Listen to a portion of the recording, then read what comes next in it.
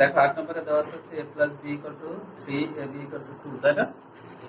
আমরা কি লিখতে পারি যে দেওয়া আছে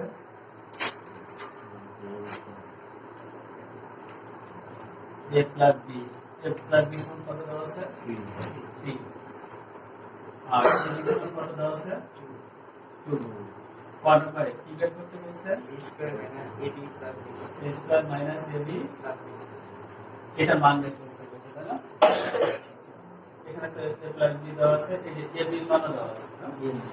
তাহলে দেখো এটাকে এভাবে লেখো a square plus b square R ab টাকে শেষে লিখে দাও। তাহলে এই যে সূত্রটা জানো না যে a square plus b square সমান হচ্ছে কত a plus b whole square minus 2ab। এই সূত্রটা জানো না? তাহলে জাস্ট এইটা এই সূত্র থেকে কি হবে a plus b whole square minus 2ab আর এখানে একটা ab আছে, এটার মান কত 3 square 2 into ab এর মান কত 2 এখানে বসাই দাও তাহলে 9 2 দুগুণ কত 4 minus 2 তাহলে 6 minus 4 আর হচ্ছে minus 2 minus 6 এবার 9 থেকে 4 বাদ দিয়ে দাও, এটাই ক নম্বরের উত্তর। ঠিক আছে।